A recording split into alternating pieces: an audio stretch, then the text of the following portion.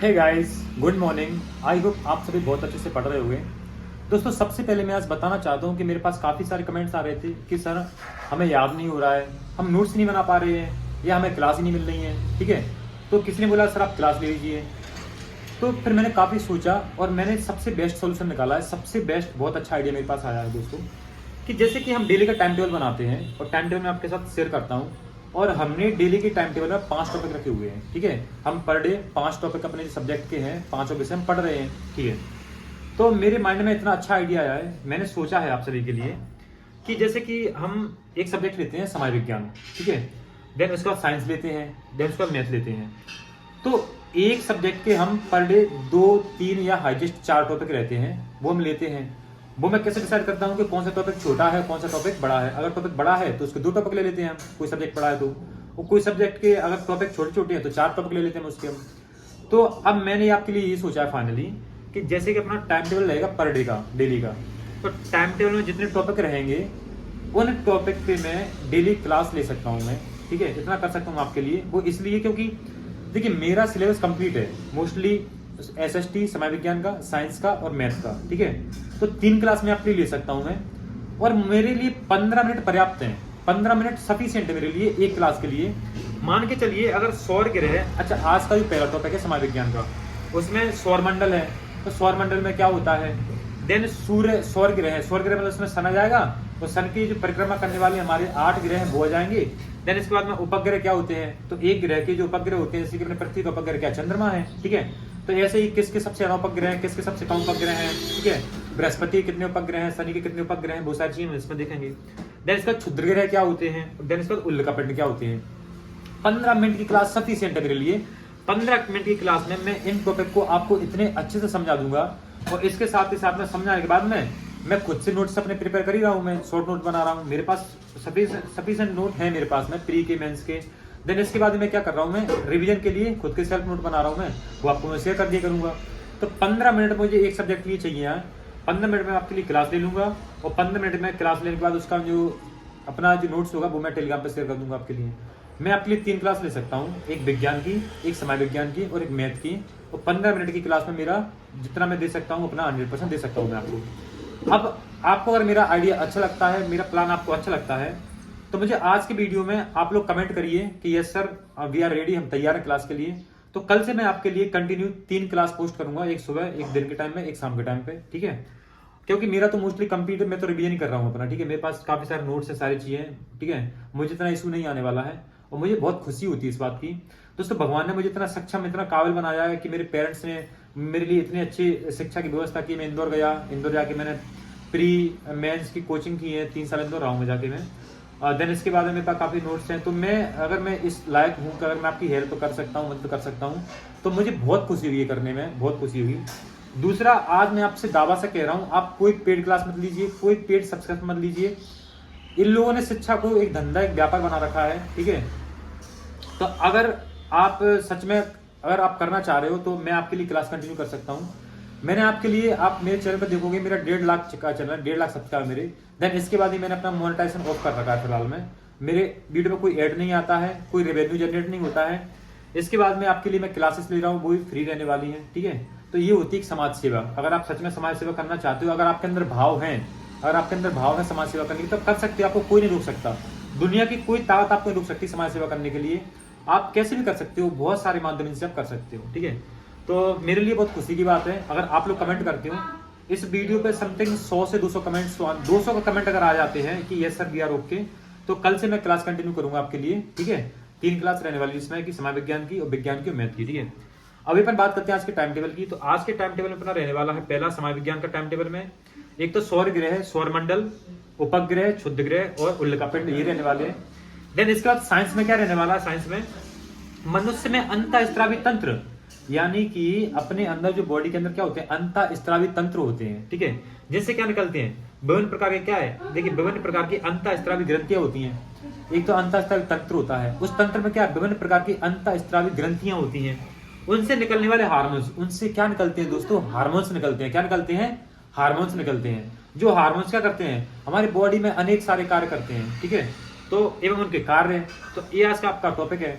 इस टॉपिक के लिए 15 मिनट सफिशिएंट है मुझे क्लास लेने के लिए। 15 मिनट में आपको मैं अंतःस्रावी तंत्र को पूरा समझा दूंगा, ठीक है। कौन कौन सी अंतःस्रावी ग्रंथियां हैं, उनको कौन कौन से हार्मोन्स निकल रहे हैं, उनके कार्य क्या है, बस खत्म, ठीक है। इसके बाद आपको नोट्स मिल जाएंगे इसके। देन इसके बाद आज मैथ में क्या रहने वाला दोस्तों, मैथ में वास्तविक संख्याओं के लिए घातांक नियम, जो वास्तविक संख्या होती हैं, जो नेचुरल नंबर्स होते हैं, उनके लिए घातांक नियम हो जाएगा। अंक गणित की आधारभूत प्रमेय, जो अंक गणित होती है उसकी आधारभूत प्रमेय क्या होती है। उसके बाद अनुपात और समानुपात, ठीक है। इसमें आप रेशियो पढ़ने वाले हैं, अनुपात क्या होता है, समानुपात क्या होता है। राशियों की तुलना, फिर राशियों की तुलना करना है अपन को, और सीधा और प्रतिलोम समानुपात, ठीक है। तो इतना सारा कंटेंट आपका मैथ रहने वाला है। तो 15 मिनट की क्लास में ये कंप्लीट करा दूंगा आपका मैं, ठीक है। फिर आपको ना कोई यूट्यूब पे भटकना है, ना नोट्स के लिए भटकना है, और किसी के लिए आपको नहीं भटकना है। इतना मैं दोस्तों आपके लिए कर सकता हूँ, ठीक है। इसके बाद हिंदी में आज तत्सम, तद्भव, देशज, विदेशज, भाई शब्दों को पढ़ना है। तत्सम शब्द क्या होते हैं, जो संस्कृत से लिए गए हैं। तद्भव क्या होते हैं, संस्कृत से अपन ने हिंदी परिवर्तित कर दिए। देशज क्या होते हैं, जो अपने देशी शब्द हैं, लोटा, ठीक है, ये सब देशी शब्द हो गए। विदेशी शब्द क्या हुए, जो बाहर से आए हुए हैं, विदेश से आए हुए होने, विदेशी शब्द बोल देंगे, ठीक है। तो विदेशी शब्द हो जाएंगे इसमें। विदेशी में कौन से, अरबी शब्द, फारसी शब्द, ठीक है, ये शब्द क्या हो जाएंगे, विदेशी शब्द हो जाएंगे अपने। देन इसके बाद अंग्रेजी में हम पढ़ने वाले नाउन, ठीक है। नाउन कितने प्रकार के होते हैं, 5 प्रकार के। Proper noun, common noun, collective noun, material noun, abstract noun. Proper noun क्या होता है, अगर किसी व्यक्ति का नाम है तो प्रॉपर नाउन।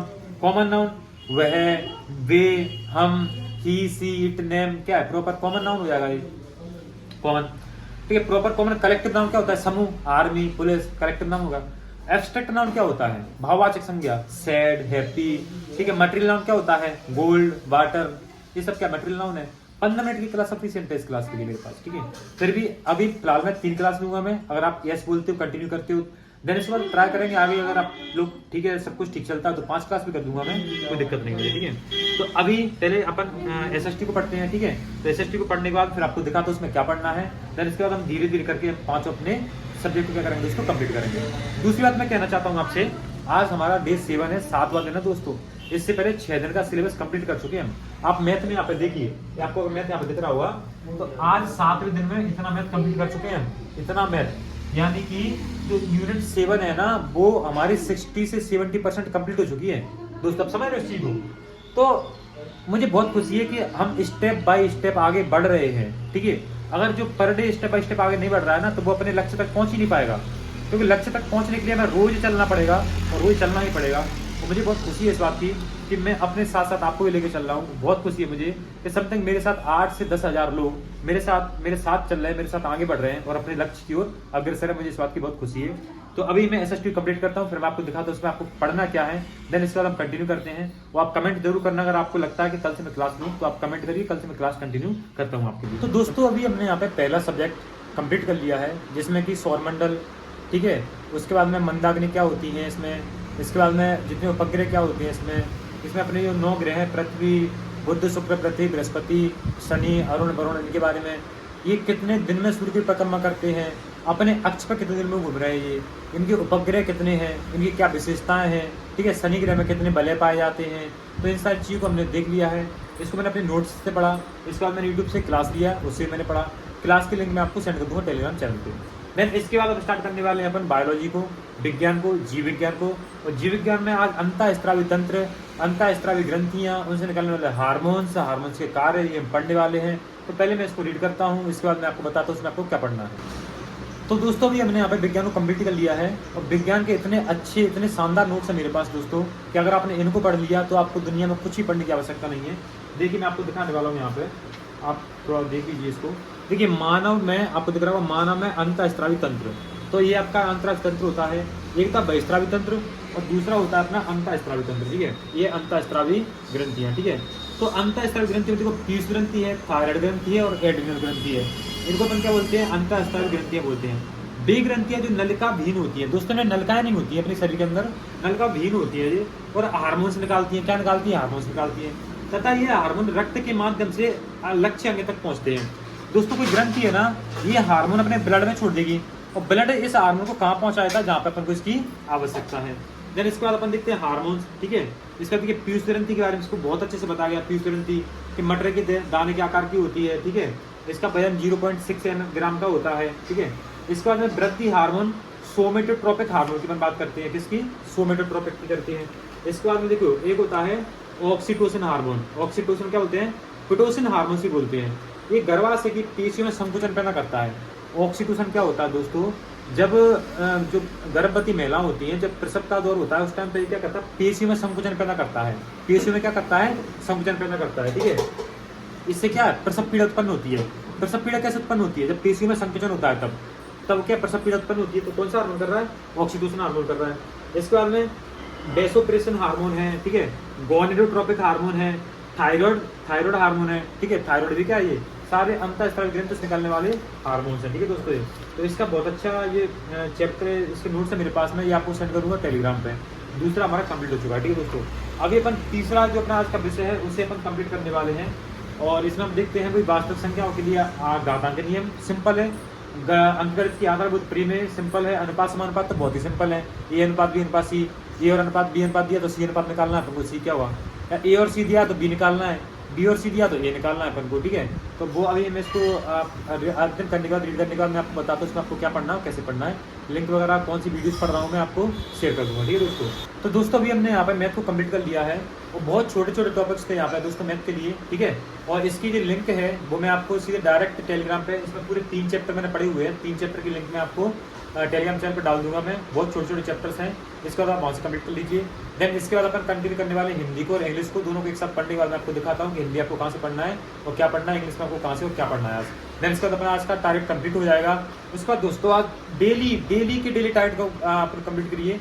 अगर आपको अपने लक्ष्य तक पहुँचना तो डेली आपको आगे बढ़ना पड़ेगा, और यही एक तरीका है, एक कंटिन्यूटी और एक निरंतरता बहुत ही आवश्यकता है दोस्तों अपने लक्ष्य की प्राप्ति के लिए। तो इसको हम छोड़ेंगे नहीं बिल्कुल भी, ठीक है दोस्तों। तो अभी मैं आपको दिखाता हूँ इन दोनों में क्या पढ़ना है आपको, इसके बाद आप अच्छे से अपनी स्टडी को तैयार कीजिए, ठीक है दोस्तों।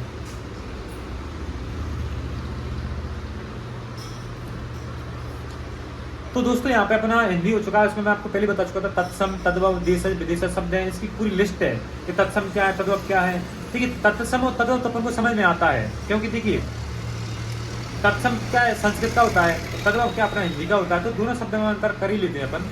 और देशज विदेशज में थोड़ा जो अरबी फारसी शब्द हैं वो भी अपन को समझ में आ ही आते हैं, और इसका थोड़ा सा एक लिस्ट भी है वो आप पढ़ लीजिए। नाउन के लिए इंग्लिश की मैंने एक अच्छी सी क्लास लिया, मतलब नाउन के लिए एक्चुअली मेरा कंप्लीट है, आपके लिए मैंने क्लास निकाल दी अच्छे से नाउन के लिए। जैसे proper noun, common, collective, material, abstract noun है, उनके क्या जो प्रयोग कहाँ हो रहा है, कैसे कैसे प्रयोग हो रहा है, वो शायद एक क्लास में आपको सेंड कर रहा हूँ टेलीग्राम पे।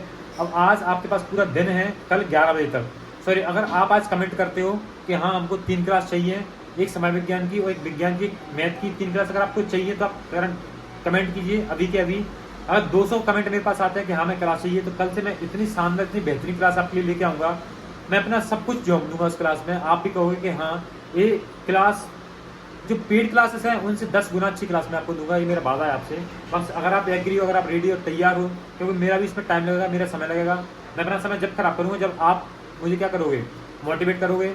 अगर आप इंटरेस्टेड हो तो आप बोलिए, मैं आपके लिए कल 3 क्लास लेके आऊँगा, 15-15 मिनट की क्लास में डेली का टास्क कंप्लीट करा दूंगा आपको, ये मेरा प्रॉमिस है आपसे। मिलते हैं कल की क्लास में, thank you so much. Like, comment, subscribe करना मत भूलना, वीडियो को शेयर करो जरूर करना, थैंक यू सो मच।